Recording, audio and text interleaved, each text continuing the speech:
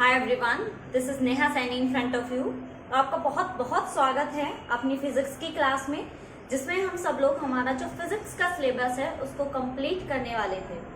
वैसे सब कुछ हो चुका है। हमारा जो भी सिलेबस था, इंपॉर्टेंट क्वेश्चंस चैप्टर वाइज मैं आपको करवा चुकी हूँ।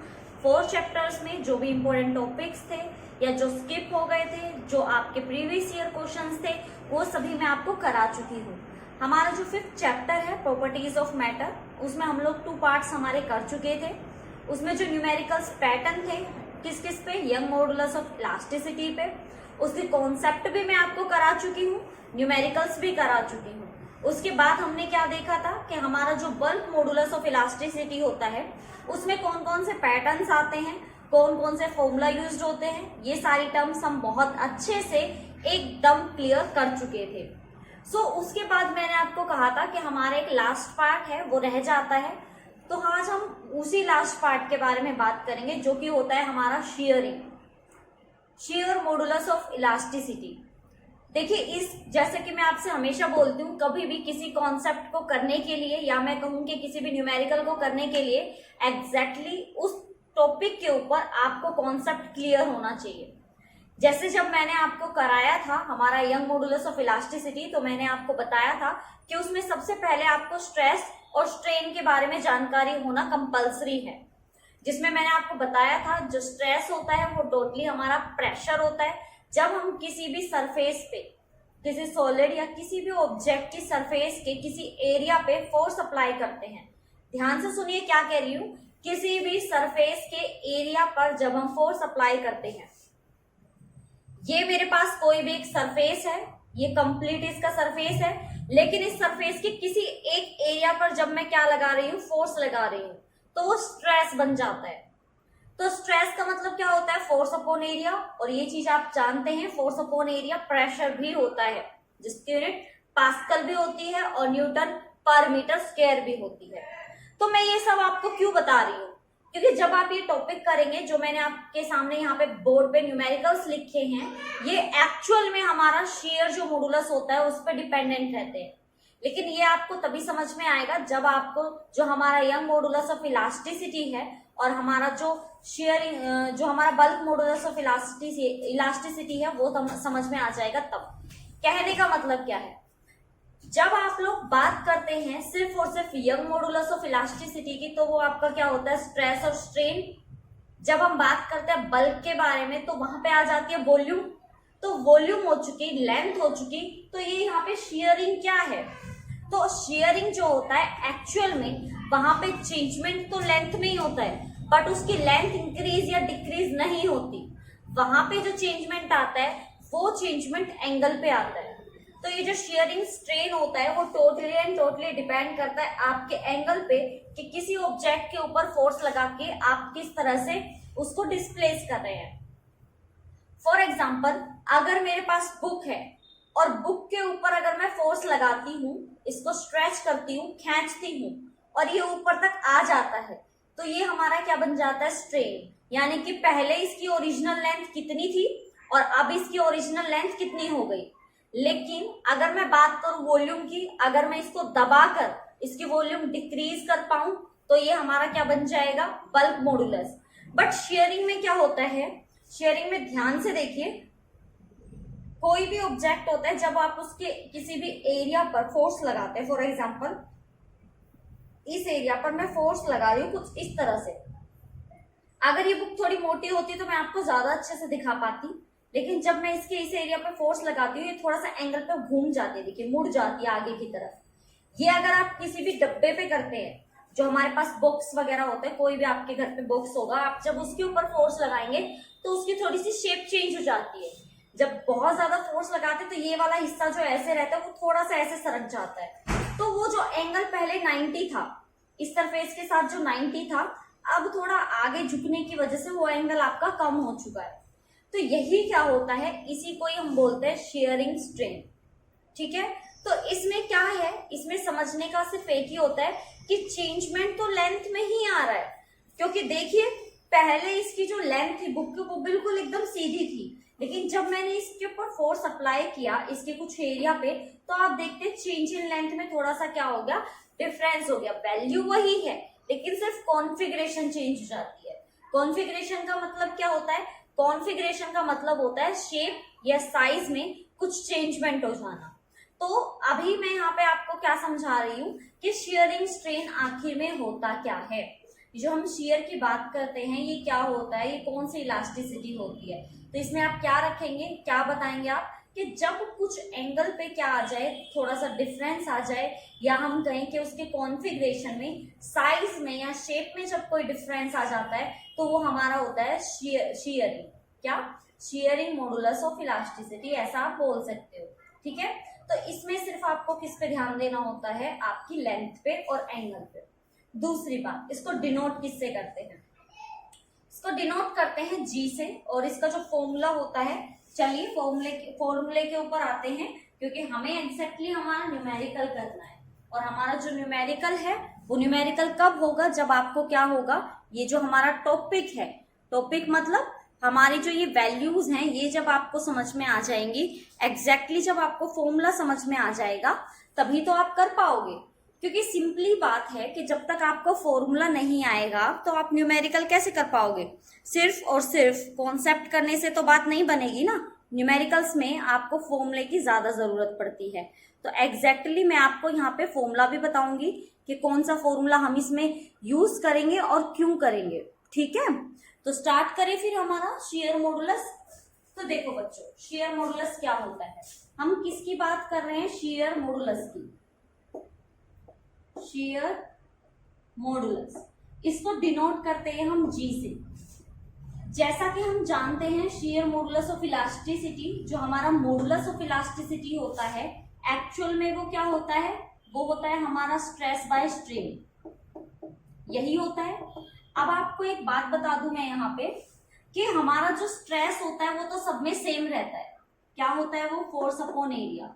चाहे आप यंग मॉडुलस की बात कर लो, चाहे आप बल्क मॉडुलस की बात कर लो, और चाहे अब आप यहाँ पे शेयरिंग की बात कर लो, हमारा जो स्ट्रेस होता है वो तो हमेशा सेम रहता है, जिसकी वैल्यू क्या होती है? Force upon area. जो भी आपका चेंजमेंट आता है वो टोटली एंड टोटली चेंजमेंट आता है स्ट्रेन में, क्योंकि स्ट्रेन का एग्जैक्टली मीनिंग होता है कि उसकी ओरिजिनल कॉन्फ़िगरेशन क्या थी और उसकी चेंज इन कॉन्फ़िगरेशन क्या है। जैसे हमने कहा ना, यंग मॉडुलस ऑफ इलास्टिसिटी में हम लेंथ की बात करते हैं। किसी स्प्रिंग पे अगर वेट लगाओगे तो वो स्प्रिंग खिंच जाएगी नीचे की तरफ, और उसकी वैल्यू में क्या आ जाता है? थोड़ा सा चेंजमेंट आ जाता है। ऐसा ही होता है ना। तो ऐसा ही सेम क्या होता है कि जब हम बल्क की बात करते हैं तो ओरिजिनल कॉन्फ़िगरेशन जो हम लेते हैं वो लेते हैं हमारी वॉल्यूम की। तो पहले हम स्ट्रेन में क्या देखते हैं कि ओरिजिनल वॉल्यूम क्या थी और चेंज इन वॉल्यूम कितनी आई है जब आपने उस जो सर्कल है या बलून है उसके ऊपर फोर्स अप्लाई किया, तो उसकी वॉल्यूम क्या हो जाती है? डिक्रीज हो जाती है। तो यहाँ पे जब हम बात करते हैं शियर मॉडुलस की, तो किस चीज में डिफरेंस आता है? क्या चेंजमेंट आता है? यानी कि हमारा स्ट्रेन किसके इक्वल होता है? तो बच्चों मैंने अभी अभी आपको बताया कि ये एग्जैक्टली लेंथ पे ही होता है। पहले सीधी होती है एकदम ऐसे, और जैसे ही आप इस वाले एरिया पे फोर्स लगाते हो ये थोड़ा सा टेढ़ा हो जाता है, इंक्लाइन हो जाता है, और एंगल कुछ इस तरह से हो जाता है, लेंथ थोड़ी टेढ़ी हो जाती है। तो एक्चुअल में ये आपका है क्या? वही है। वही क्या? जैसा आपका यंग मॉडुलस ऑफ इलास्टिसिटी था, जो आपका ओरिजिनल लेंथ और हमारा जो चेंज इन लेंथ है उसके बारे में बात कराता है। लेकिन हम शियरिंग स्ट्रेन में डेल एल बाय एल नहीं लेते, इसको चेंज करके हम चेंज कर देते हैं वैल्यू में फाई। ये फाई इंडिकेट, देखिए अगर फॉर्मूला में यही रखूंगी तो ये फॉर्मूला तो same young modulus of elasticity का भी है, तो हमें कैसे पता लगेगा कि शियर का यूज करना है या ये यूज करना है? कैसे पता लगेगा? क्योंकि दोनों ही देखने में फिर सेम हो जाएंगे, क्योंकि हमारा जो यंग मॉडुलस ऑफ इलास्टिसिटी है उसका फॉर्मूला भी तो यही है, force upon area change in length by original length, यही होता है। तो इसको चेंज करने के लिए, इन दोनों में डिफरेंस बनाने के लिए हम इस वाली वैल्यू को चेंज कर देते हैं फाई से। ये फाई हमें ये इंडिकेट कराता है कि जो आप यूज कर रहे हो, जो फॉर्मूला आपको यूज करना है वो एग्जैक्टली आपका शेयरिंग मॉडुलस का है। तो शेयरिंग में हम डेल एल बाय एल को क्या रख देते हैं? फाई। तो आपका जो शेयरिंग मॉडुलस का फॉर्मूला बन जाता है वो एग्जैक्टली बन जाता है फोर्स अपॉन एरिया और फाई।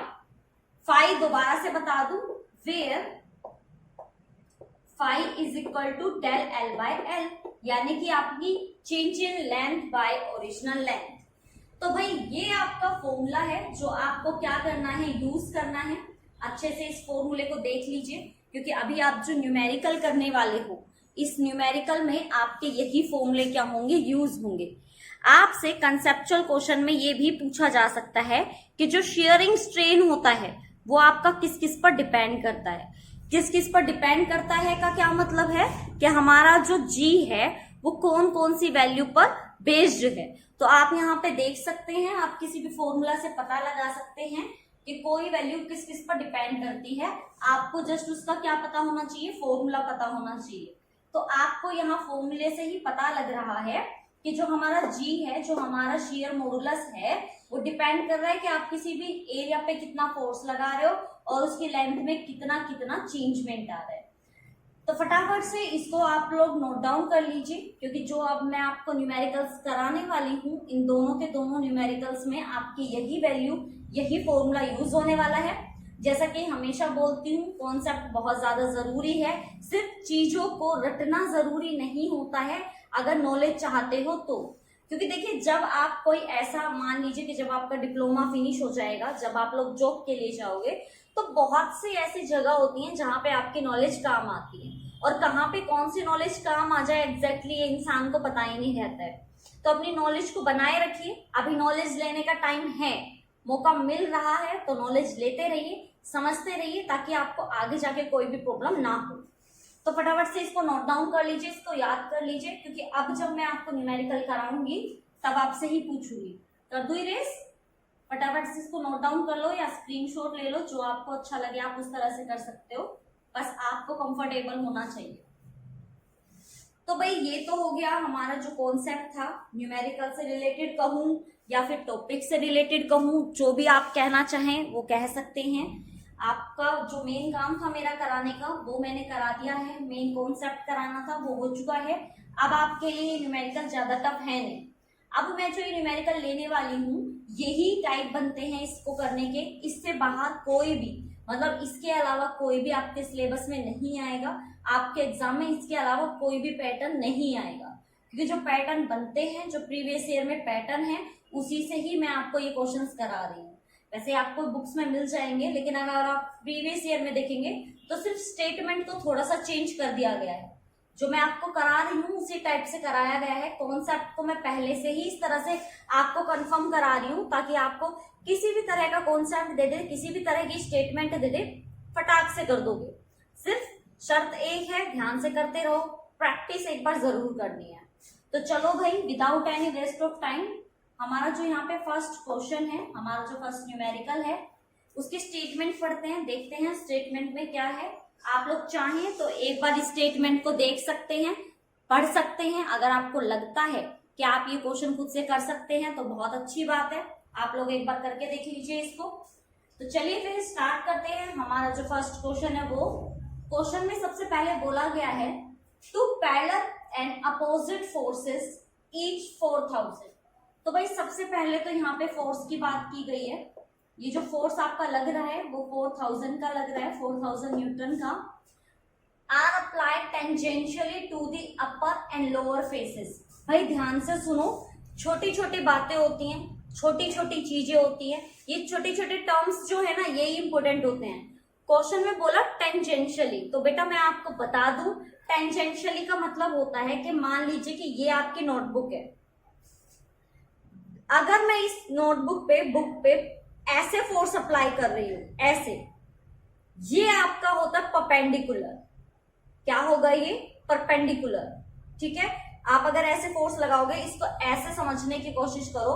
फॉर एग्जाम्पल ये है, इस पंच पे जब मैं फोर्स लगाती हूं ऐसे, तो ये क्या करता है? परपेंडिकुलर, ये दब जाता है ना, ऐसे ही प्रेस हो जाएगा ना नीचे की तरफ। और अगर मैं इसके ऊपर फोर्स लगाऊंगी बिल्कुल इसके पैरेलल, कुछ इस तरह से, तो ये आगे सरक जाएगा। ऐसा ही होता है ना। तो आपको ना तो परपेंडिकुलर फोर्स लगाना है, यानी कि 90 पे भी नहीं लगाना, ना ही आपको 0 डिग्री पे लगाना है। तो कैसे करोगे? तो कैसे फोर्स अप्लाई करोगे? टेंजेंशियल फोर्स क्या होता है? तो बेटा टेंजेंशियल होता है बिल्कुल इसकी जो अपर फेस है ना, ये देखो इसकी दो सरफेस है, इसको अपर बोलते हैं, इसको लोअर बोलते हैं। जो क्वेश्चन में बोला है ना अपर एंड लोअर फेसेस, तो क्यूबिकल एक बॉक्स लिख सकते हो आप। जो चौक का बॉक्स आता है ना, छोटा सा एक बॉक्स आता है, आप कोई भी बॉक्स ले सकते हो। जब आप उस बॉक्स के ऊपर से क्या लगाओगे, फोर्स लगाओगे, तो वो टेढ़ा हो जाता है, ऊपर से ऐसे आगे की तरफ चला जाता है। उसको बोलते हैं हमारा टेंजेंशियल फोर्स, वो होता है हमारा टेंजेंशियल फोर्स। तो ये जो टेंजेंशियल फोर्स है, ये फोर्स आपका कितने का लग रहा है, 4000 का लग रहा है। अब आप समझ सकते हो किसी भी ऑब्जेक्ट के ऊपर 4000 का जब फोर्स लगता है तो उसके अंदर कितना ज्यादा चेंजमेंट आएगा। ज्यादा का मतलब मेरा यहाँ से ये है कि उसके अंदर जो चेंजमेंट आएगा वो उसकी शेप को और उसका जो साइज वगैरह होगा, साइज तो खैर नहीं होगा चेंज, साइज तो जैसा वैसे ही रहेगा, शेप उसकी थोड़ी सी चेंज हो जाती है। तो कहने का मतलब क्या है कि हम उस ऑब्जेक्ट के ऊपर क्या लगा रहे हैं, फोर्स लगा रहे हैं अपर और लोअर फोर्सेस फेसेस पे। फिर बोल रहा है cubical metal block 25 centimetre on the side. भाई इसकी वन साइड दी हुई है, मैं बना के दिखाती हूँ, बनाने से ज्यादा से समझ में आएगा। बाकी ड्राइंग पे मत जाना प्लीज, हाँ ड्राइंग नहीं आती है मुझे। ये आपका क्यूब है, ठीक है। इसकी भाई एक साइड दी हुई है 25 सेंटीमीटर, वन साइड दी हुई है इसकी कितनी, 25 सेंटीमीटर। हम क्या करने वाले हैं, हमने इसके ऊपर वाले फेस पे क्या कर दिया, थोड़ा सा धक्का लगा दिया, ऐसे फोर्स लगा दिया। कितने का फोर्स लगाया, 4000 न्यूटन का, ऐसा ही कुछ फोर्स लगाया हमने। तो ध्यान से देखो, ये थोड़ा सा कुछ इस तरह से हो जाता है, ध्यान से देखना।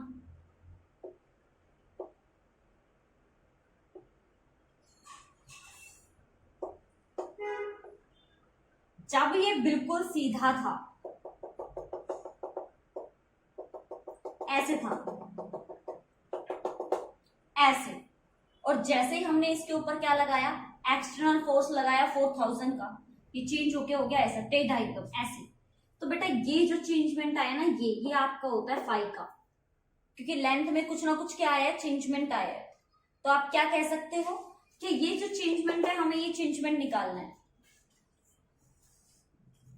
तो अब देखो ये चीज समझ में आई कि किस तरह से इसकी शेप यहाँ पे चेंज हुई है। फिर आगे क्या बोल रहा है, find the angle of share and the displacement of upper surface. भाई एंगल पूछा है तुमसे कि कितने एंगल पे ये चेंजमेंट आया है, ठीक है। यानी कि सबसे पहले क्या निकालना है आप लोगों को, सबसे पहले निकालना है आपको फाई। फिर आपको बोला गया है क्या, फिर बोला गया है find the angle of share and the displacement of upper. Length भी पूछी गई है भाई, पहले ये यहां था, यहां, और अब ये यहां आ गया, तो इन दोनों के पॉइंट के बीच में कितना डिस्प्लेसमेंट आया, ये पूछा है आपसे। यानी कि पूछा है डेल एल कितना है, बताओ कितना डिस्प्लेसमेंट कर दिया आपकी लेंथ में।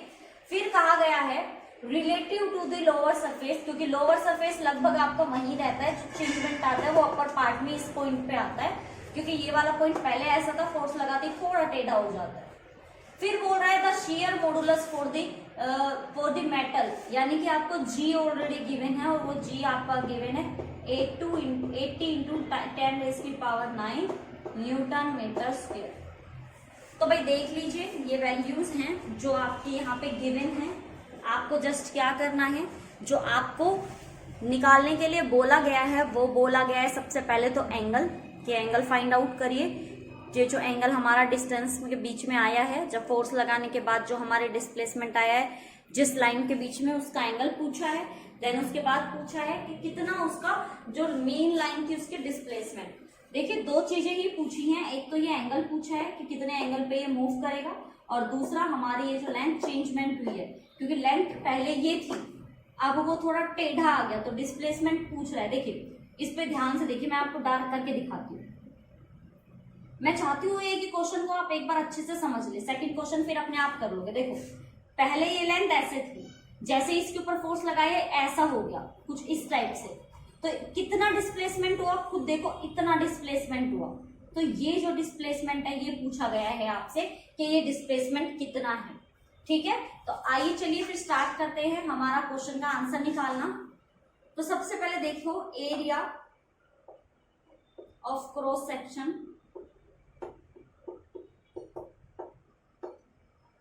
ऑफ ब्लॉक, जो हमारा क्यूबिकल, यहाँ पे क्यूबिकल मेटल दिया हुआ है ना, क्यूबिकल मेटल। तो भाई देखो एरिया क्या होता है, तुम्हें तो एक साइड की डिस्टेंस दी हुई है और वो भी सेंटीमीटर में। सबसे बड़ी तो ये बात कि सेंटीमीटर में है, तो सबसे पहले इसको किस में चेंज करोगे, मीटर में, क्योंकि यूनिट के लिए तो हम लोग बिल्कुल तैयार रहते हैं क्वेश्चन में। यूनिट सबसे पहले चेंज करो, तो जब इसको मीटर में चेंज करोगे कितना आएगा, 0.25 मीटर। तो ये तो एक लेंथ है, जबकि एरिया क्या होता है, लेंथ इंटू लेंथ, यानी कि लेंथ इंटू ब्रेथ।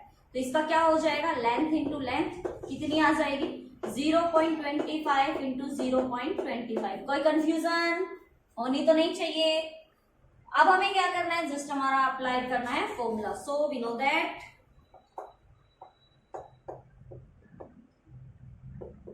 दैट हम अच्छे बच्चे हैं, हम जानते हैं G इज इक्वल टू होता है फोर्स अपॉन एरिया फाई।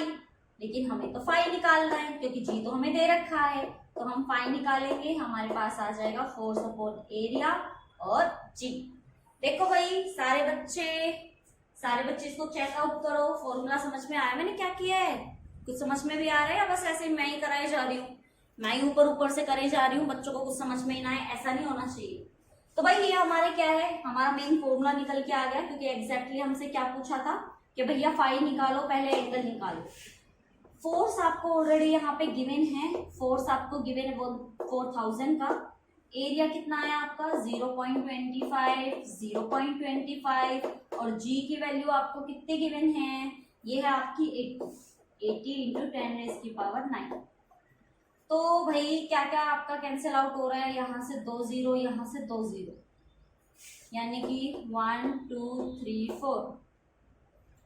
देखो जल्दी से सोल्व तो आप लोगों को ही करना है। तो यहाँ हमारी कितने जीरो पे, 1 2 3 4 5 6 7 ही होगी ना, 4 5 6 7, यानी कि 10⁻⁴ कितनी हो गई 7, और यहाँ 10⁻⁴ कितनी है 9, और एक जीरो आप ये ले सकते हो, कितनी हो जाएगी 10⁻10। तो लगभग जो आपके यहाँ सोल्व करने के बाद आएगी वो वैल्यू, जब आप सोल्व करोगे तो लगभग कितनी आ जाएगी, वो आ जाएगी आपकी कितनी 10⁻⁻7 समथिंग। जब आप इसको सारे को कैंसिल आउट कर लोगे ना तो आएगी 8 इंटू 10⁻�7। करके देखो अभी जल्दी से करो और फिर मुझे बताओ कितना आ रहा है आप लोगों का, फटाफट से। लगभग 8 आएगी, इसको पॉइंट में भी ले सकते हो। तो ये तो आई आपकी किसकी वैल्यू 5 की, लेकिन इसमें ओनली 5 थोड़ी ना पूछा था, इसमें डेल भी पूछा है भाई, चेंज भी पूछा है, ये भी पूछा है आपसे कि आपका चेंज इन लेंथ कितना है। तो जब चेंज इन लेंथ निकालोगे तो हमें पता है, वी नो दैट, इसको मैं यहाँ पे कर रही हूँ, बाद में इरेज भी कर दूंगी, ठीक है। वी नो दैट हमें पता है हमारा जो फाई होता है उसका डायरेक्टली रिलेशन होता है किससे, डेल एल बाय एल से होता है, या सॉरी उल्टा लिख दिया क्या मैंने, ऐसा ही तो होता है, डेल एल बाय डेल ही तो होता है, कंफ्यूज मत करो मुझे। तो हमें निकालना है डेल एल ऑफ फोर्स, हमें ये निकालना है, तो डेल एल आप ऐसे ही रखोगे, वैल्यू आ जाएगी आपकी 5 और एल। तो 5 की वैल्यू आपने अभी यहाँ से निकाली है, कितनी आई है आपकी, ये आप देख सकते हो या नहीं, इतना तो कर ही सकते हो भाई। तो आपकी यहाँ 5 की वैल्यू आपकी कितनी आई है, यहाँ 8.0, सॉरी यहाँ नहीं, यहाँ लिखते हैं 8.0 10⁻⁻7, और लेंथ आपकी कितनी गिवन थी 0.25, 0.25। जिन बच्चों को नहीं पता कर लो, डॉट के बाद जो भी वैल्यू आती है, जो भी डिजिट आती है, उसको अपना में अकेला बोलते हैं, कितनी लेंथ दी हो, जिसकी 0.25, 25 नहीं, ठीक है। तो जब आप लोग इस सब को सोल्व करोगे तो भाई इसको सोल्व करके देख लेना, ये आप लोगों का होमवर्क। लगभग ये वैल्यू आपकी यहाँ से जब आप कैंसिल करोगे 10 20 लगभग 2 के इक्वल जाएगी, ठीक है। 2.0 समथिंग कुछ ले सकते हो, 10⁻7 नहीं आएगा, हाँ इतना ही आएगा, 2.0 इंटू 10⁻⁻7। सोल्व करके देखना और मुझे बताना कि मेरी गलती हुई है या फिर आपका भी यही आ रहा है, ठीक है। तो भाई ये हमारा फर्स्ट क्वेश्चन यहाँ पे सोल्व हो चुका। क्वेश्चन बड़ा आसान था, बिल्कुल आसान था, मुश्किल तो मैं बिल्कुल भी नहीं कहूंगी। अगर कॉन्सेप्ट आपके समझ में आया होगा, फॉर्मूला अगर आपके समझ में आया होगा, क्वेश्चन बहुत आसान है, रियल में बहुत आसान है। सिर्फ आपको वैल्यू पुट करनी है। ये मैं इरेज कर रही हूँ भाई, जिसको स्क्रीनशॉट लेना है स्क्रीनशॉट ले सकते हैं। अब हम शुरू करेंगे हमारा सेकंड क्वेश्चन। तो अब ये तो हो गई हमारा फर्स्ट क्वेश्चन, बहुत ही इजी था, मुश्किल तो बिल्कुल भी नहीं था। तो आपको अब क्या करना है, जस्ट इस ये जो क्वेश्चन हमने किया है ना अभी फर्स्ट क्वेश्चन, इसको अपनी नोटबुक में राइट डाउन करना है। एक बार दोबारा से इस क्वेश्चन को अपनी नोटबुक में नोट डाउन करो और फिर उसके बाद इसकी प्रैक्टिस करके देखो कि जब आप इसको प्रैक्टिस करोगे तो क्या आपसे ये सॉल्व हो रहा है। क्योंकि अगर आपसे ये क्वेश्चन दोबारा से सॉल्व हो गया ना खुद से, बिना देखे हुए, बिना किसी की हेल्प के, मैं आपको श्योरिटी देती हूँ न्यूमेरिकल आ जाए फटाक से कर दोगे, डरोगे तो बिल्कुल भी नहीं। देखिए मैथ्स से डर सबको लगता है, लेकिन अगर एक बार प्रैक्टिस करनी सीख ली, क्योंकि अपन को पूरी मैथ्स थोड़ी ना करनी है, हमें तो बस मल्टीप्लीकेशन करना है थोड़ा बहुत मैथ्स का, बस एक बार ये सीख गए ना भाई फिर तो सीख गए, फिर तो मैथ्स के राजा हो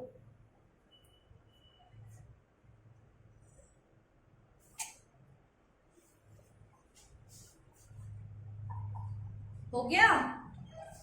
तो चलिए फिर हमारा जो नेक्स्ट क्वेश्चन है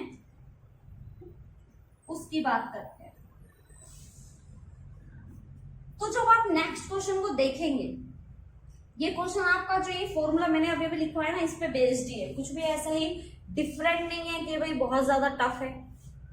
मैं इसको होमवर्क में भी दे सकती हूँ बट मैं दे नहीं रही हूँ, क्योंकि कम से कम एक पैटर्न पे 2 क्वेश्चन कराना जिम्मेदारी बनती है मेरी। मैं अपनी जिम्मेदारी पूरी तरह से निभा रही हूँ। आप अपने लिए कितनी जिम्मेदारी निभा रहे हैं, कितनी कोशिश कर रहे हैं, कितना आप लोग पढ़ रहे हैं, कितनी प्रैक्टिस कर रहे हैं, वो सब आपके ऊपर है। मेरी देखिए, दूसरा जो होता है, जो मेन टीचर होता है, वो अपनी जिम्मेदारी पूरी कर सकता है। कमी कहाँ आती है? कमी आती है बच्चा कितना कर रहा है। अगर वो नहीं करेगा नहीं होगा ना, करना तो पड़ेगा। तो चलिए फिर मैं तो अपनी जिम्मेदारी करती हूँ पूरी। आपको जस्ट यहाँ पे क्या करना है, सबसे पहले तो ये देखो कौन कौन सी वैल्यूज आपको गिवन है, क्योंकि गिवन वैल्यूज से ही हम लोग क्या करेंगे, हमारा सब कुछ जो हमारा फॉर्मूला वगैरह है उसको अप्लाई करेंगे और हमारा आंसर निकालेंगे। तो चलिए भाई स्टार्ट करते हैं।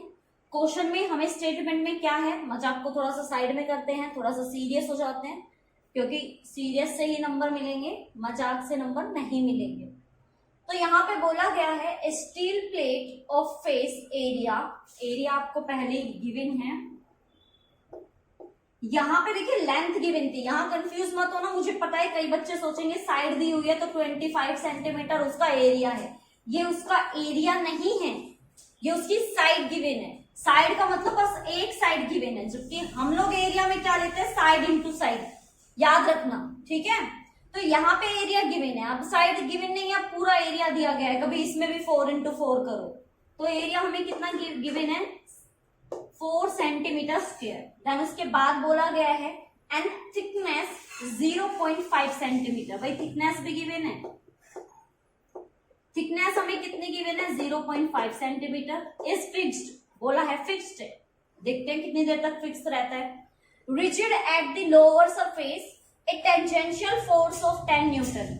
भाई यहाँ पे हमें फोर्स गिवन है और फोर्स हमें गिवन है 10 न्यूटन का। Is applied on the upper surface, जैसा कि मैंने अभी अभी आपसे कहा, हम सिर्फ ऊपर वाले सरफेस पे टेंजेंशियल फोर्स लगाते हैं, कंप्लीट पे फोर्स नहीं लगाते हैं, हम सिर्फ ऊपर वाले पे लगाते हैं। अगर नीचे वाला खुद से सरकता है तो उसमें हमारी कोई गलती नहीं है। बाकी टेंजेंशियल जो फोर्स लगता है वो सिर्फ कहाँ लगता है, ऊपर वाले सरफेस पे लगता है, ठीक है। तो उसने टेंजेंशियल फोर्स लगाया है और वो सिर्फ ऊपर वाले सरफेस पे लगाया, अपर पार्ट पे। क्वेश्चन में पूछा है लेटेरियल डिस्प्लेसमेंट बताओ, तो भैया क्या निकालना है, आप लोग बताओ, बताओ, सोचो सोचो सोचो क्या क्या पूछा गया है। सीधी सी बात है, अभी तो मैंने बताया था कि आपको क्या दिया गया है, आपको दी गई है, आपको बोला गया है कि लेटेरियल मतलब डेल एल बताओ कितना है, और ये जो थिकनेस है ना, ये जो मोटाई है, ये एक्चुअल में आपको लेंथ ही गिवन है, कंफ्यूज ना होना, ठीक है। उसके बाद बोला है upper surface with respect to lower surface modulus of rigidity, यानी कि जी आपको गिवन है कितना, ये गिवन है आपको 8.4 इंटू 10⁻10 मीटर न्यूटन पर मीटर स्क्वायर। तो भाई ये तो है आपकी मेन वैल्यू, देख लीजिए आराम से शांति से, कहीं कोई गड़बड़ दिखाई दे रही है तो वो भी बता सकते हो, नहीं दिखाई दे रही है तो वो भी बता दो। अब जिनको गड़बड़ दिखाई दे रही है वो बच्चे बहुत इंतजार कह रही हूँ, वो बच्चे बहुत इंटेलिजेंट है, उनके लिए मेरी तरफ से क्लैप है।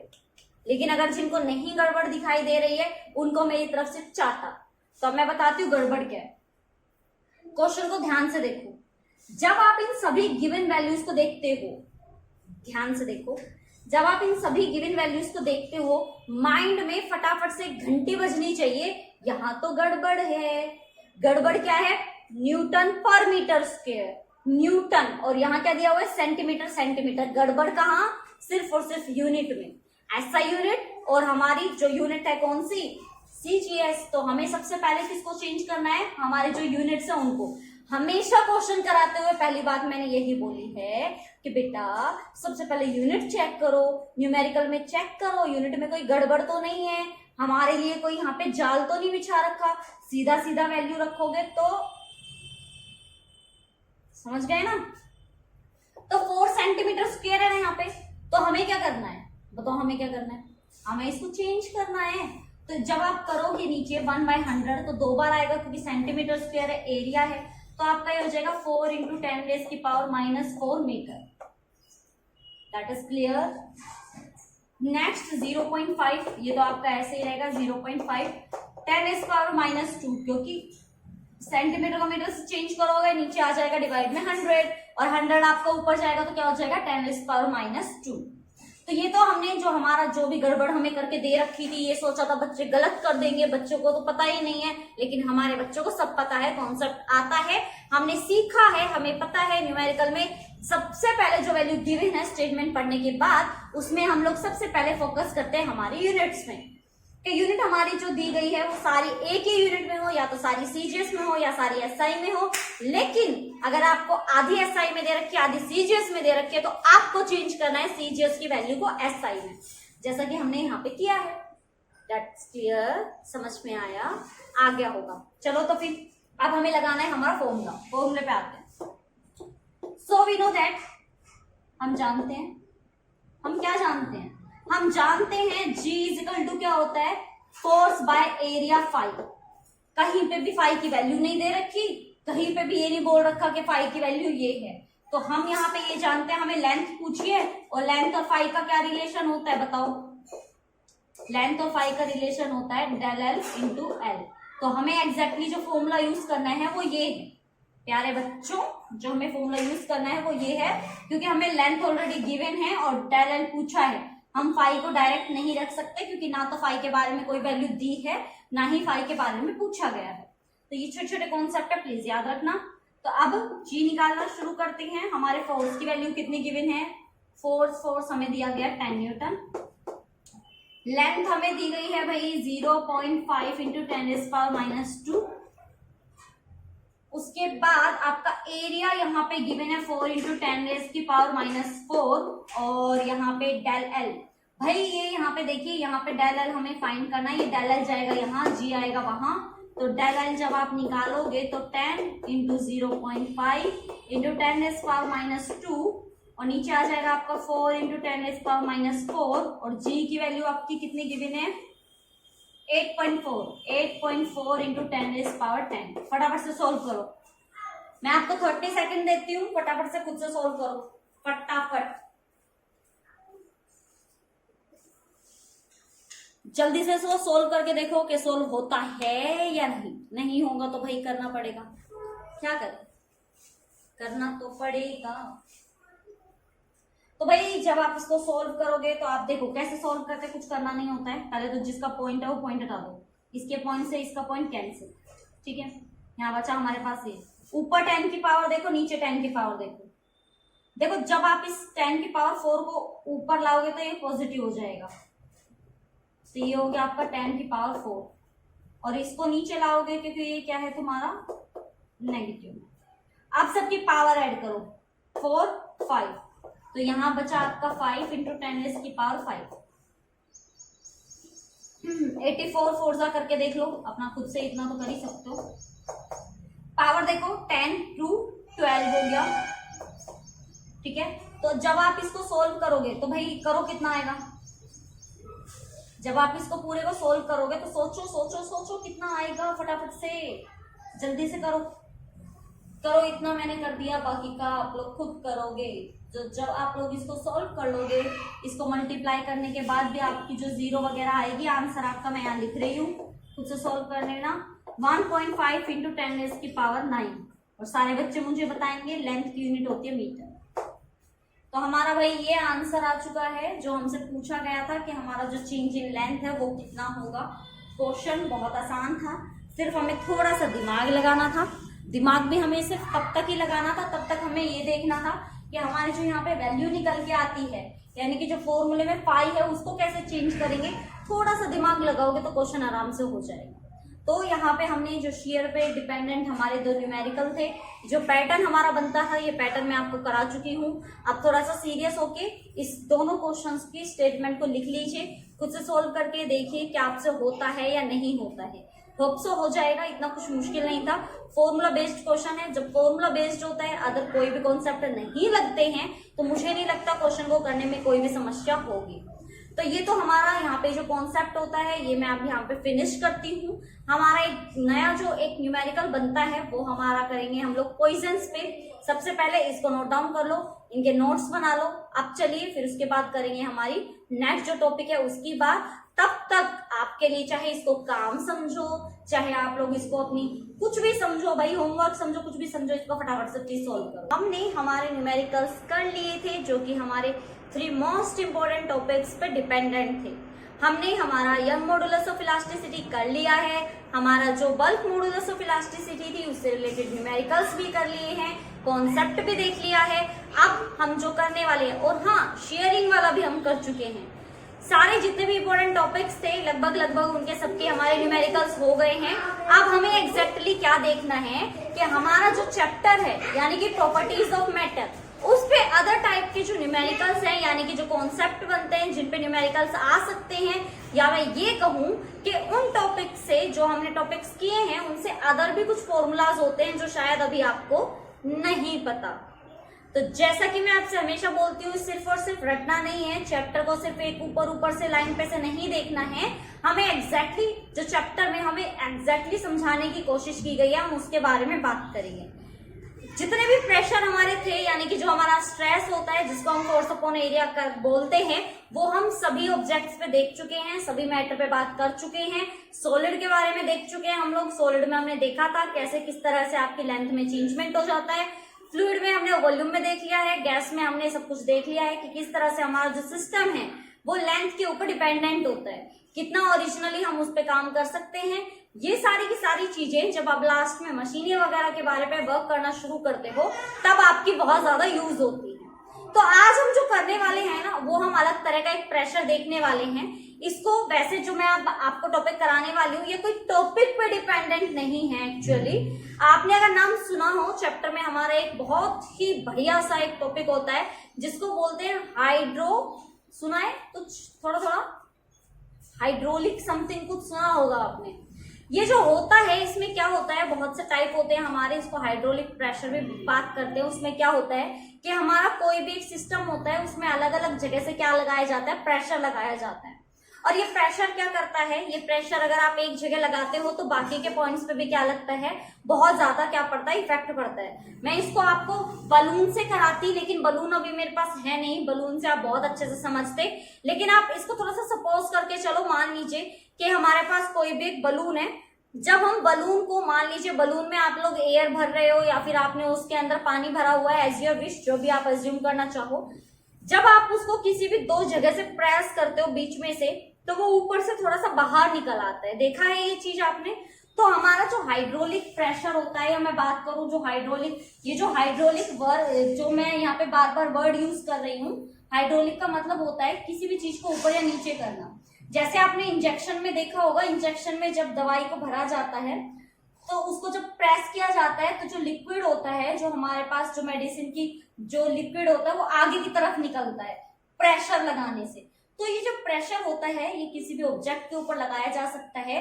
इवन मैं आपको बताऊं तो आपको बहुत ज्यादा इंटरेस्टिंग लगेगा कि जो हाइड्रोलिक होता है ये एक लिफ्ट के लिए भी यूज होता है, जिसका नाम होता है हाइड्रोलिक लिफ्ट, जिसमें आप किसी भी मशीन जो होती है उस लिफ्ट में, मशीन में जो पानी भरा जाता है उसके ऊपर प्रेशर लगा के आप किसी भी चीज को, किसी भी ऑब्जेक्ट को जो कि बहुत भारी है उसको आप लिफ्ट कर सकते हो। है ना इंटरेस्टिंग? ये सारे के सारे काम आपके डिप्लोमा के बाद आपको करने को मिल सकते हैं।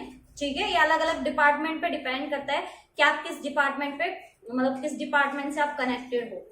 ऐसे ही हमारा एक और होता है, उसको बोलते हैं हाइड्रोलिक ब्रेक्स, जिसमें जो हमारे ब्रेक्स होते हैं उनके अंदर लिक्विड को भरा जाता है, पानी हो सकता है, कोई और लिक्विड हो सकता है। जब उसके ऊपर प्रेशर लगाया जाता है तो वो प्रेशर लिक्विड की वजह से क्या हो जाता है, ब्रेक लग जाते हैं, और ये बिल्कुल एकदम उसी ब्रेक की तरह काम करता है जैसे आपकी कोई भी व्हीकल्स हैं, जैसे आपकी साइकिल या फिर आपका जो भी है, आपकी बाइक वगैरह, कार वगैरह जो भी है उस पर होता है। यानी कि बिल्कुल सेम टू सेम उसी तरह काम करता है जिस तरह से कोई भी व्हीकल काम करता है। ठीक है, तो जैसा कि मैं आपसे कह रही थी कि आज जो मैं आपको टॉपिक कराने वाली हूँ, जो मैंने न्यूमेरिकल्स लिखे हैं वो पर्टिकुलर किसी भी टॉपिक से, मतलब किसी भी टॉपिक से रिलेट नहीं करते हैं। यहाँ पे हम जो बात करने वाले हैं जनरली हमारा जो फॉर्मूला होता है उस पे बेस्ड होगा।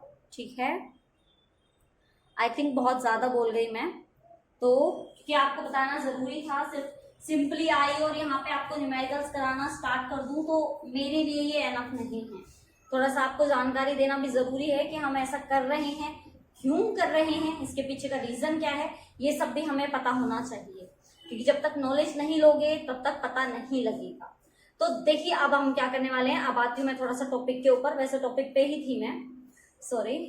तो देखिए अब हम करने क्या वाले हैं, हमने जनरली क्या पढ़ा है कि हमारा जो स्ट्रेस होता है किसी भी ऑब्जेक्ट के ऊपर, जब आप किसी भी एरिया पे फोर्स लगाते हो तो आपका स्ट्रेस यानी कि आपका प्रेशर को ही स्ट्रेस का नाम दिया गया है। कई बार हमारे साथ भी हो जाता है, बड़ा सरदर्द होता है ना, तो हम लोग कहते हैं भाई हमारे यहाँ इस एरिया में पेन हो रहा है, यानी कि यहाँ पे प्रेशर लग रहा है, टेंशन हो रही है, स्ट्रेस है बहुत ज्यादा माइंड में, तो ऐसा ही कुछ होता है। तो जनरली हम सब लोग क्या जानते हैं कि प्रेशर होता है फोर्स अपॉन एरिया, लेकिन आज जो हम फॉर्मूला यूज करके अपना आंसर निकालने वाले हैं, जो न्यूमेरिकल यहाँ करने वाले हैं, वो एग्जैक्टली निकालेंगे तो हम प्रेशर ही निकालने, हम प्रेशर ही वाले हैं। लेकिन बता दूं आपको, ये प्रेशर सिर्फ फोर्स बाय एरिया से नहीं निकलेगा, ये आपका फोर्स बाय एरिया से नहीं निकलेगा। आज आपको एक नया फॉर्मूला जानने को मिलेगा, ये फॉर्मूला आपका प्रेशर का ही है। वैसे मैं इस फॉर्मूले को बहुत बार करा चुकी हूँ, लेकिन इस चैप्टर में इसकी कैसे आप लोगों को कनेक्शन बनाना है, क्या कनेक्टिविटी है उस फॉर्मूले की, वो आप खुद फाइंड आउट करेंगे, क्योंकि हमें एग्जैक्टली ये देखना है कि हमारा जो प्रेशर है, यानी कि जो हमारा ये यहाँ पे न्यूमेरिकल लिखा हुआ है, उसमें उस फॉर्मूले का क्या यूज है। तो ये चलिए, आपका एक्साइटमेंट अच्छा लग रहा है, मे बी आपको हो एक्साइटमेंट कि वो कौन सा फॉर्मूला है जो हम लोग प्रेशर का नहीं जानते, या जानते हैं तो कौन सा फॉर्मूला है जो इसमें यूज होगा, क्यों नहीं हम इसमें फोर्स अपॉन एरिया लगा देते और सारी समस्याओं को सिंपली सॉल्व कर देते। तो चलिए फिर फटाफट से फर्स्ट न्यूमेरिकल की स्टेटमेंट को देखते हैं। स्टेटमेंट में हमें क्या क्या गिवन है, क्या क्या हमें पूछा गया है, क्या हमें फाइंड आउट करने के लिए बोला गया है, सारी की सारी हमारे जो यहाँ पे हैं उन सभी की सभी बातों को हम देखने वाले हैं।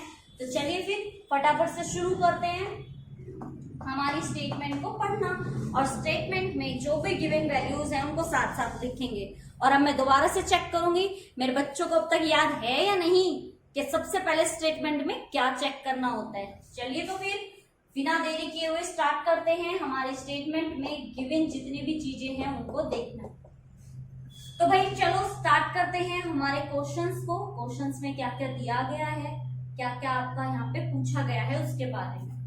क्वेश्चन में है रेक्टेंगुलर टैंक, तो भैया हम सबसे पहले एक रेक्टेंगुलर टैंक बना देते हैं। A rectangular tank is 10 metre long, ये जो हमारी लेंथ है वो हमारी दी गई है 10 मीटर, ओके डन। फिर बोला गया है 5 मीटर ब्रॉड, बच्चों ये जो चौड़ी है, जो इसकी चौड़ाई है वो कितनी दी गई है 5 मीटर।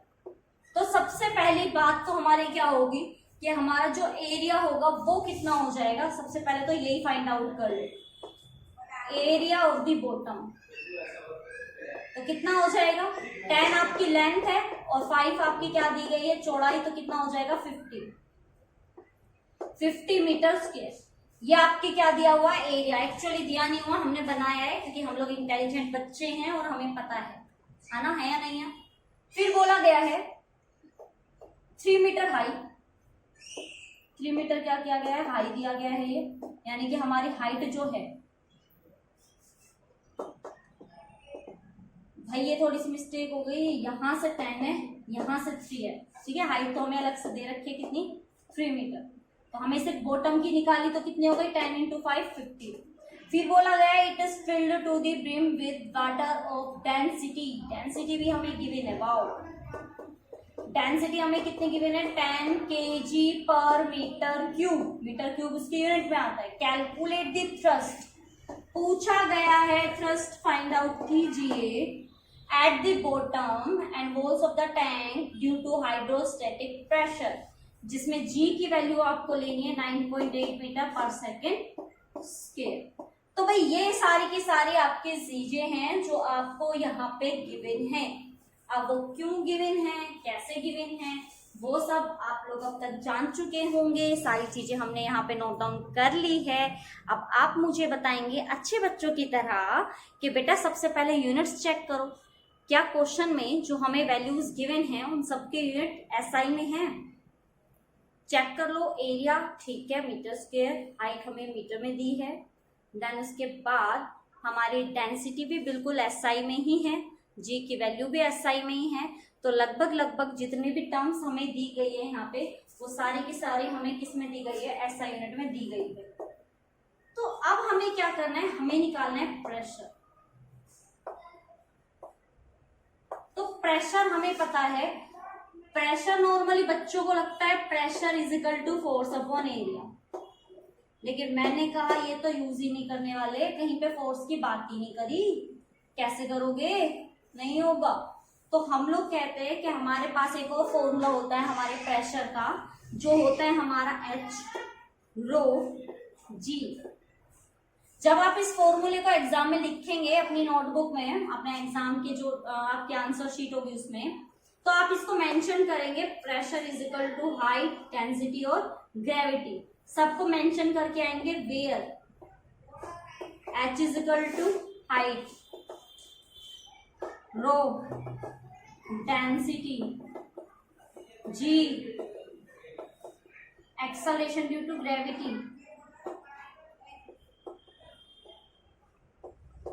तो ये सारी की सारी चीजें आपको क्या करनी है, वहां पे अच्छे से लिख के आनी है, ताकि आप टीचर को लगे हाँ भाई बच्चे को पता है। तो हाइट आपको क्या गिवन है, यहाँ पे हाइट आपको गिवन है 3, रो डेंसिटी आपको गिवन है 10 और जी की वैल्यू आपको कितनी गिवन है 9.8। तो जब आप इसको सोल्व आउट करेंगे तो आपका जो आंसर आएगा बच्चे लोग, वो आंसर आपका कितना आएगा, वो आंसर आपका लगभग आएगा 2.94। कितना आएगा आपका ये 2.94 10 रेज़ की पावर 4। अपना सोल्व करके देख लेना अच्छे बच्चों की तरह, ठीक है। तो बच्चों ये हमारा निकल के आ गया प्रेशर की वैल्यू, देख लीजिए आराम से। जब हम प्रेशर की वैल्यू को यहाँ पे देख लेंगे तो हमें एग्जैक्टली कहीं पे भी क्वेश्चन में ये नहीं पूछा कि हमें प्रेशर निकालना है, हमें तो बोला है कि थ्रस्ट निकालो। तो हमें एग्जैक्टली क्या निकालना है, हमें निकालना है थ्रस्ट। तो ये थ्रस्ट क्या होगी, इस थ्रस्ट को आप लोग कैसे फाइंड आउट करोगे, ये थ्रस्ट हमें यहाँ पे निकालना है। अब एक बात मैं आपको पहले ही बता दूं कि जो थ्रस्ट होता है ना वो हमारा पानी के बीच का होता है। थ्रस्ट मतलब नीचे जो हमारा होगा उस पर लगने वाला फोर्स। थ्रस्ट क्या होता है आधे बच्चों को यही नहीं पता है। देखिए फोर्स बहुत तरह के होते हैं, थ्रस्ट भी एक फोर्स होता है, टेंशन भी एक फोर्स होता है, टॉर्क भी एक फोर्स होता है, सिर्फ कंडीशंस अलग अलग हो जाती है। जब आप किसी ऑब्जेक्ट के ऊपर फोर्स लगाते हो, फॉर एग्जांपल मैं अगर इसकी बात करूं तो अगर मैं इसके ऊपर फोर्स लगा रही हूँ, ये सिंपली फोर्स है। अगर मेरे पास कोई थ्रेड है और मैं उस थ्रेड को या धागे को क्या कर रही हूँ, खींच रही हूँ कुछ इस तरह से, तो वो आपका क्या हो जाता है, टेंशन हो जाता है। थ्रस्ट जो लगता है वो थ्रस्ट लगता है किसी भी लिक्विड पे। जैसे एक टैंक में हमने लिक्विड भरा हुआ है, पानी भरा हुआ है, वाटर भरा हुआ है, तो इसके ऊपर जो लगने वाला फोर्स होगा वो एग्जैक्टली फोर्स नहीं होगा, वो हमारा किसका काम करेगा, वो हमारा थ्रस्ट का काम करेगा। वही थ्रस्ट हमें निकालना है, लेकिन वो थ्रस्ट निकालने के लिए आपको एक्चुअल प्रेशर नहीं चाहिए। फॉर्मूला यही रहेगा, मैंने कहा ना कि थ्रस्ट एक फोर्स ही होता है, थ्रस्ट एक फोर्स ही होता है, हमें ये फोर्स ही निकालना है। ये क्या हो जाएगा, प्रेशर इनटू एरिया। लेकिन थ्रस्ट जो होता है वो आपका एवरेज प्रेशर पे काम करता है। तो हमने यहाँ पे प्रेशर तो निकाल लिया, हमें क्या निकालना है, हमें एवरेज प्रेशर निकालना है। तो एवरेज प्रेशर आप कैसे निकालोगे, तो एवरेज प्रेशर आप निकालोगे कि आपको पता है कितना होगा, हाफ एच रो जी। तो आप इस वैल्यू को क्या करोगे, जब डिवाइड करोगे तो आपका जो लगभग आंसर आएगा वो कितना आ जाएगा, 1.47 इंटू 10 रेज़ की पावर 4। जब आप इसको क्या कर दोगे, डिवाइड कर लोगे, आपके पास ये वैल्यू निकल के आ जाएगी। अब ये तो आपके पास क्या आ गया, सिंपली हमारे पास एवरेज प्रेशर आ गया जो हमें इस फॉर्मूले में रखने के लिए चाहिए। ये आपका प्रेशर नहीं, एवरेज प्रेशर होगा। अब हमने एवरेज प्रेशर तो निकाल लिया, लेकिन हमें एरिया नहीं पता, हमें कहीं पे भी क्या नहीं पता, एरिया एग्जैक्टली पता नहीं है कि कंप्लीट जो टैंक है हमारा उसका एरिया क्या है। अभी सिर्फ हमें क्या दिया गया, बॉटम का एरिया पता है, जितना हमने कितना ले लिया, 50 ले लिया। तो हम इसको एग्जैक्टली 50 तो नहीं ले सकते ना, तो हम इसको क्या करेंगे, वॉल्स का एरिया निकाल लेंगे, क्योंकि हमें सिर्फ बॉटम का दिया है। बॉटम से हमें क्या मतलब है, हमें तो देखना है ना थ्रस्ट लिक्विड पे कहाँ लगता है, इन वॉल्स की वजह से। तो हम वॉल्स का एरिया निकाल लेंगे।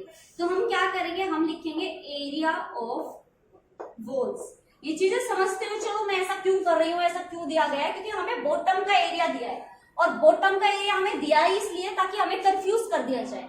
जबकि हमारे जो हम प्रेशर निकालते हैं एच रो जी पे, उसमें हमारा बॉटम का रोल ही नहीं है, हमारा रोल तो किसका है, वॉल्स का। तो हमें एरिया निकालना है वॉल्स का।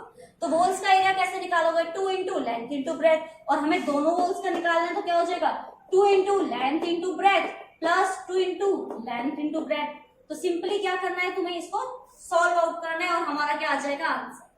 तो क्या करना है एरिया ऑफ वॉल्स के लिए, 2 into length into breadth plus 2 into length into breadth. क्यों किया वो समझ में आया, हाँ भाई क्यों किया वो समझ में आया, हमें दोनों तरफ का निकालना है ना, ऊपर का भी और नीचे का भी। तो कितना करोगे, 2 इंटू 5 इंटू 3, जब आप ऊपर वैल्यू देखोगे तो कितना हो जाएगा, 2 इंटू नीचे वाले का कितना दे रखा है, नीचे वाले का 10 इंटू 3। तो चलो फिर इन सबको सोल्व करो और मुझे बताओ कितना कितना आ रहा है। तो ये हमारा आ जाएगा लगभग 30 और ये आ जाएगा हमारा 60, लगभग आ जाएगा हमारा 90 मीटर स्क्वायर। तो अब हमारे पास एवरेज जो प्रेशर था जो हमें थ्रस्ट निकालने के लिए चाहिए, एवरेज प्रेशर मिल गया, एरिया मिल गया, हमारी जो वॉल्स हैं उसका जो हमें एरिया फाइंड आउट करना था वो एरिया भी हमें अब मिल चुका है। अब हमें क्या करना है, अब हमें सिंपली हमारा जो मेन काम था, यानी कि हमें इस फोर्स को फाइंड आउट करना है, ये थ्रस्ट फाइंड आउट करना है। तो भाई थ्रस्ट क्या होगा हमारा, एरिया इंटू, बताओ area into average pressure. Pressure आपका लगभग कितना आया, 1.47 10⁻⁴, और आपकी ये जो वैल्यू आई है ये कितनी आई है, 90। अब ये होमवर्क है आपका, आपको इसकी वैल्यू निकाल के दिखानी है कि इसका एग्जैक्ट जो है कितनी वैल्यू आ रही है। इनको सॉल्व करने के बाद इस लास्ट वैल्यू को आप सॉल्व करेंगे और आंसर लेके आएंगे और मुझे कमेंट करके बताएंगे कि इसका कितना आंसर आ रहा है। तो भाई ये था हमारा फर्स्ट क्वेश्चन। आप देख सकते हैं इसमें बिल्कुल जो भी कॉन्सेप्ट लगाया है मैंने, इस पूरे के पूरे क्वेश्चन में कहीं भी कॉन्सेप्ट आपका, सिंपली जो कॉन्सेप्ट होता है कि प्रेशर जो हमारा फोर्स होता है वो प्रेशर कौन एरिया होता है, ऐसा सिंपली नहीं लगा दिया गया। अब आधे से बच्चे तो ये सोच रहे होंगे सीधा क्यों नहीं लगा दिया, थ्रस्ट ही तो निकालना था। अगर थ्रस्ट फोर्स अपॉन एरिया होता है तो फोर्स निकाल लो, एरिया दे रखा है। तो मेरे शेरों, हमारा जो थ्रस्ट होता है वो हमारा एवरेज प्रेशर पे काम करता है ना, तो हमारे लिए ये सारी झंझट करनी कंपलसरी थी, ठीक है ना। ऐसा मत करना एग्जाम में कभी सीधा सीधा, हाँ ठीक है थ्रस्ट तो फोर्स ही होता है तो चलो भाई फोर्स निकाल लेते हैं प्रेशर इनटू एरिया करके। थ्रस्ट एवरेज पे निकालोगे। तो ये आपका क्या आ गया, यहाँ पे फर्स्ट क्वेश्चन कंप्लीट हो गया है। आई होप आपके समझ में आ गया होगा। इसको एक बार देख लीजिए, कहीं पे आपको अगर कोई गड़बड़ लग रही है या आपको समझ में नहीं आया तो मुझे कमेंट करके बता सकते हो, ठीक है। तो चलिए फिर अब आते हैं हमारे सेकंड क्वेश्चन की तरफ। सेकंड क्वेश्चन में देखते हैं हमसे क्या पूछा गया है, क्या निकालने के लिए बोला गया है, क्योंकि हमें तो क्या करना है, हमें तो क्वेश्चन सोल्व करने हैं, है ना। चलिए भाई अपने क्वेश्चन की तरफ आते हैं। सेकंड क्वेश्चन देखते हैं हमारा। सेकंड क्वेश्चन में हमें क्या फाइंड आउट करने के लिए बोला गया है, क्या इसमें हमें वैल्यू दी गई है, क्या हमारा कोई ऐसा कोई कॉन्सेप्ट लग रहा है जो हमें ऑलरेडी आता है, क्योंकि हम तो फाइंड आउट ही यही करते हैं कि क्वेश्चन में क्या है, क्या गिवन वैल्यू और हम कौन से फॉर्मूले के साथ इसको चेक कर दे और हमारा ये आंसर निकल के आ जाए। तो चलिए फिर फटाफट से without any waste of time 1 by 1 हमारी स्टेटमेंट को पढ़ते हैं। स्टेटमेंट में जो गिवन वैल्यूज हैं उन वैल्यूज को देखते हैं और देन उसके बाद सॉल्व करेंगे।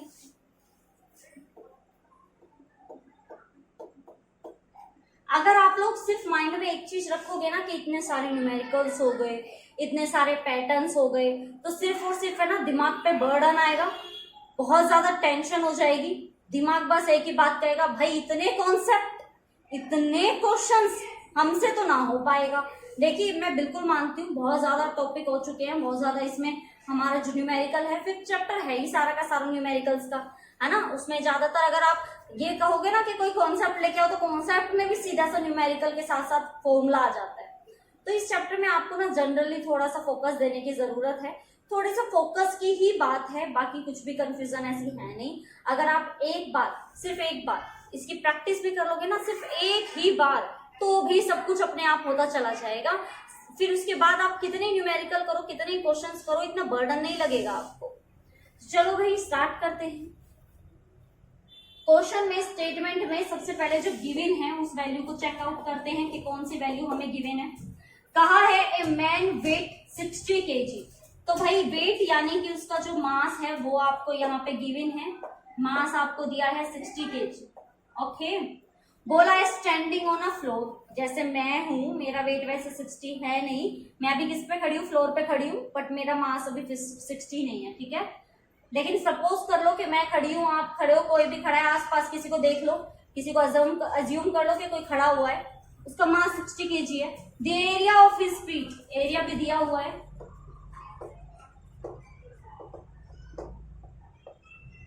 तो भाई आपका एरिया दिया हुआ है 2 × 10⁻⁻² मीटर स्क्वायर। फिर बोला है what pressure will be the force exert on his feet. भाई वाह, क्या क्वेश्चन है, फाइंड करना है प्रेशर।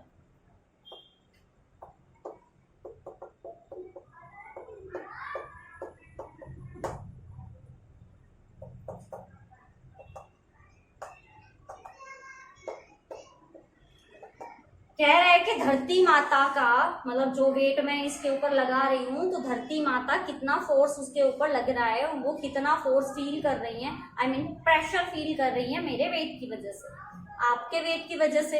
हमारे घर में जो भी चीजें रखी हुई हैं सबका कुछ ना कुछ वेट होता है, और हम सब लोग बहुत ही शुक्रिया अदा करना चाहिए हमें धरती माता का कि वो हमारे इतने वजन को सह रही हैं, इतना वेट हमारा सहन कर रही हैं। बस हमें यही बताना है कि जो ये पर्सन है वो जो स्टैंडिंग है, स्टैंडिंग तो हम भी हैं, हम भी शुक्रगुजार हैं उनके।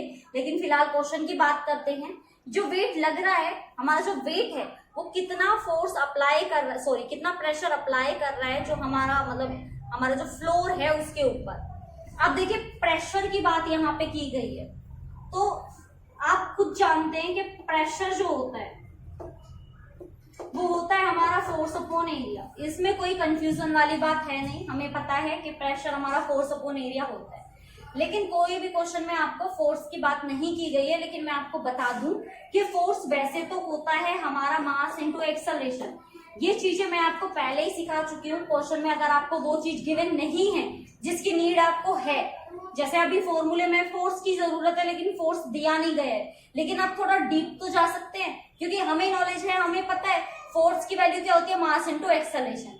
लेकिन जो कि एक्सेलरेशन आपका दिया नहीं है, लेकिन हम लोग खड़े हैं, और जब हम खड़े होते हैं तो धरती माता हमें अपनी तरफ खींचती है, ग्रेविटी काम करती है, तो एक्सेलरेशन चेंज हो जाता है mg में। और mg आप कैसे निकालेंगे, क्योंकि आपको वेट दिया गया है 60 और 9.8 g की वैल्यू आपको पता ही है, तो मुझे नहीं लगता कि आप क्वेश्चन में कुछ रह जाता है। अब तो मेरे बच्चे खूब शाने हैं, कर देंगे फटाफट से। तो बच्चों जो फोर्स आपका निकल के आ गया mg से, जिसकी वैल्यू आपकी 60 × 9.8 है, इसको सॉल्व करोगे तो 588 न्यूटन इसका क्या आ जाता है, वैल्यू आ जाती है। किसकी वैल्यू, फोर्स की, नॉट प्रेशर की। तो प्रेशर आपका होता है फोर्स अपॉन एरिया। फोर्स आपने निकाल लिया 588, एरिया आपका गिवन है ऑलरेडी, कितना है भाई 2 × 10⁻⁻²। तो अब जल्दी से मुझे इसको सॉल्व करके और आंसर बता दो। चलो बताओ जल्दी करो। तो जब आप इसको सोल्व कर लोगे तो आप देखते हो कि आपका जो आंसर आता है वो लगभग कितना आएगा, वो आपका आ जाएगा 29400 न्यूटन पर मीटर स्क्वायर, या फिर 29400 पास्कल। क्योंकि हमारा जो प्रेशर होता है उसका, वो जो प्रेशर का कॉन्सेप्ट दिया था वो पास्कल सर ने दिया था, ठीक है। तो इसमें वैल्यू हमारी पास्कल की भी आ सकती है, और आप चाहें तो जो क्वेश्चन में हमने यूनिट ऐसे लिखी है फोर्स अपॉन एरिया की, तो फोर्स अपॉन एरिया, फोर्स की यूनिट क्या होती है, न्यूटन, और एरिया की कितनी होती है मीटर स्क्वायर, तो इसका दूसरा फॉर्मूला भी बन जाता है जो आपका क्या होता है फोर्स अपॉन एरिया। तो भाई ये हो गया हमारा सेकंड क्वेश्चन। मुश्किल अगेन नहीं था, मुश्किल तो नहीं कहूंगी, हाँ ये है कि थोड़ा सा कॉन्सेप्ट डीप चला गया, हमें फोर्स की वैल्यू पता होना चाहिए। अगर आपको याद है कॉन्सेप्ट के क्वेश्चन में अगर आपको क्या दिया गया है, मास दिया गया है, तो आप फोर्स फाइंड आउट कर सकते हो कि जब किसी का वेट नीचे की तरफ की बात करते हैं हम लोग, तो उसका टोटली जो हमारा डिपेंडेंट होता है वो किसके ऊपर रहता है, वो हमारा रहता है कि हमारी जो वैल्यू आएगी वो कितने पे आएगी।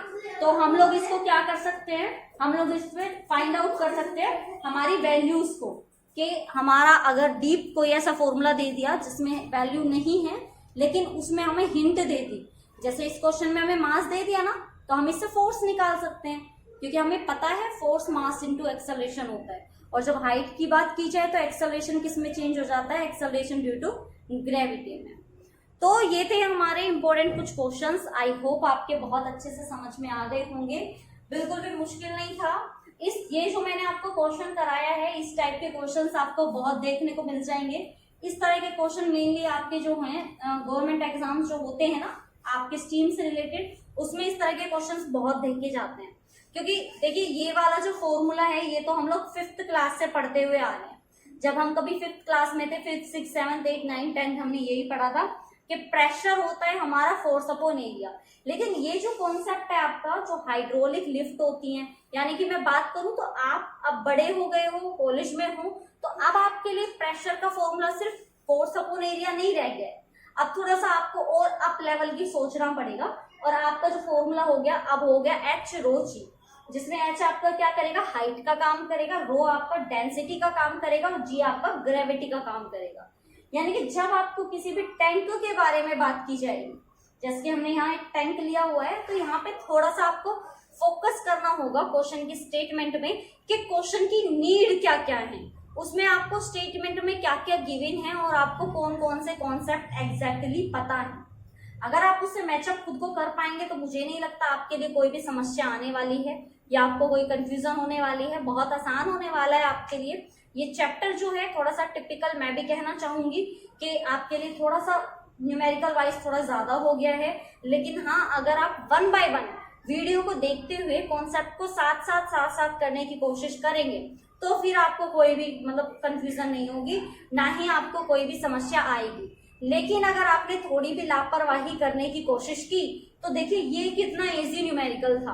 आप खुद देख सकते हैं, कुछ भी नहीं करना था, आपको मास दिया था, एरिया दिया था, आपको फॉर्मूला भी पता है कि अगर हमें प्रेशर निकालना है तो आपको फोर्स अपॉन एरिया करना है। ये फॉर्मूला तो आप लगा नहीं सकते क्योंकि हाइट नहीं है। आप सोच रहे होंगे ना कि ये भी क्वेश्चन प्रेशर का है, यहाँ भी क्वेश्चन प्रेशर का है, लेकिन यहाँ तो हमने यूज किया एच रो जी और यहाँ हम यूज कर रहे हैं फोर्स अपॉन एरिया। तो बेटा एक बार क्वेश्चन की नीड देखो, आपको स्टेटमेंट में गिवन क्या क्या है। इसमें आपको एरिया दिया गया है, एरिया के साथ साथ सिर्फ मास दिया है, इसमें आपको हाइट वगैरह दी है, तो हमें नीड के साथ साथ चलना है। हम देखते हैं कि यहाँ पे हाइट है, डेंसिटी है, तो भाई ये वाला फॉर्मूला आएगा। यहाँ पे ना तो हाइट आपको गिवन है ना डेंसिटी गिवन है, तो क्यों लगाएंगे ये फॉर्मूला। समझ पा रहे हो क्या कह रही हूँ। तो वो डिपेंड करता है कि आपके क्वेश्चन में स्टेटमेंट क्या लेना चाह रहा है आपसे, कौन सा फॉर्मूला यूज करा के आपसे सॉल्यूशन मांग रहे हो। तो ये छोटी छोटी चीजें होती हैं जो हमें समझनी होती हैं, और ये छोटी छोटी चीजें ना मैं आपसे एक बात की श्योरिटी देती हूँ कि ये छोटी छोटी चीजें आपके ना फटाक से समझ में आ जाएंगी अगर आपके कॉन्सेप्ट क्लियर हैं तो। अगर कॉन्सेप्ट क्लियर नहीं है ना तब आपके लिए गड़बड़ हो सकती है, तब आपके लिए समस्या आ सकती है। तो भाई ये छोटी छोटी गड़बड़ होती हैं जो आपको सही करनी है, जो आपको देखनी है, जो आपको समझनी है। समझ गए। तो अब आपका सिर्फ एक छोटा सा काम रहेगा, और वो छोटा सा काम क्या है, मेरे अच्छे बच्चों की तरह इन दोनों क्वेश्चंस को, जितने भी मैंने आपसे अब तक टॉपिक कराए हैं, जितने भी मैंने आपको अब तक कॉन्सेप्ट कराए हैं, न्यूमेरिकल कराए हैं, जितना भी जो कुछ भी कराया है, काश आप मेरे साथ ऑफलाइन में होते हो, मैं आपकी नोटबुक चेक कर पाती, या फिर आप चाहें तो मुझे बिल्कुल एक बार कमेंट करके बता सकते हैं कि आपने नोटबुक बनाई है, आप नोट्स प्रिपेयर कर रहे हैं और आपको वीडियोस कैसी लग रही है। ये तो मैं आपसे हमेशा पूछती हूँ, प्लीज मुझे एक बार कमेंट करके बताओ कि आपको जो मैं पढ़ा रही हूँ, जो समझा रही हूँ, या मेरे बताने का जो तरीका है वो अगर आपको समझ में आ रहा है, आपको पसंद आ रहा है, तो please please please please please मुझे एक बार कमेंट करके बताओ।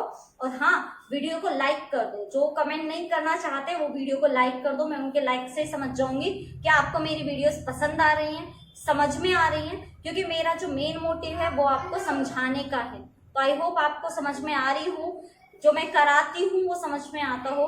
तो मैं एक रिक्वेस्ट भी आपसे करना चाहूंगी, प्लीज चैनल को सब्सक्राइब करो, चैनल को अपने दोस्तों के साथ, आपके जो कजन हैं, जो भी आपके क्लासमेट्स हैं, उनको भी नीड होगी, उनके साथ इस वीडियो को शेयर कीजिए, चैनल को शेयर कीजिए, जितना ज्यादा से ज्यादा हो सके इस शेयर करिए इसको, ताकि लोग हमारे साथ कनेक्ट हो सके, उनके लिए भी थोड़ा सा आसान हो जाए डिप्लोमा को करना। जो कंफ्यूजन जो हमारे माइंड में रहता है, जो कंफ्यूजन रहती है पता नहीं कैसे होगा क्या होगा, ये सारी समस्याएं आपकी दूर हो जाएंगी। और अगर आप पॉलिटेक्निक के बारे में कोई वीडियो देखना चाहते हैं, समझना चाहते हैं डीप उसको, तो उसके लिए भी हमने आपके लिए जो बेसिक नॉलेज होती है पॉलिटेक्निक की, उसको भी आपके लिए दिया है। वीडियोस आपको मिल जाएंगी हमारी प्लेलिस्ट में। देखिए, समझिए, शेयर कीजिए अपने दोस्तों के साथ जो पॉलिटेक्निक करने की सोच रहे हैं लेकिन अभी कुछ डाउट में है। तो चलिए फिर मिलूंगी आपसे नेक्स्ट वीडियो में एक नए टॉपिक के साथ। तब तक के लिए उम्मीद करती हूँ कि जितने भी टॉपिक्स मैंने अब तक आपको कराए हैं वो टॉपिक आपको बहुत अच्छे से समझ में आए हैं, आपने करने की भी कोशिश की हो। आई होप आपको सब कुछ अच्छे से आ गया हो, यही दुआ करती हूँ, यही कोशिश भी रहती है मेरी कि किसी भी टॉपिक को कराऊं तो बहुत अच्छे से कराऊं। ना सिर्फ सिलेबस कंप्लीट कराने के लिए, आपके आगे फ्यूचर तक की सोच के मैं किसी टॉपिक को कराती हूँ कि कहीं पे किसी टॉपिक पे अगर आपसे इंटरव्यू में पूछ भी लिया गया तो आपकी उसमें डीप नॉलेज हो, चाहे आपसे कितना ही डीप से क्वेश्चन पूछ लिया जाए। तो चलिए मिलूंगी आपसे नेक्स्ट वीडियो में एक नए टॉपिक के साथ। तब तक के लिए बाय बाय, टेक केयर।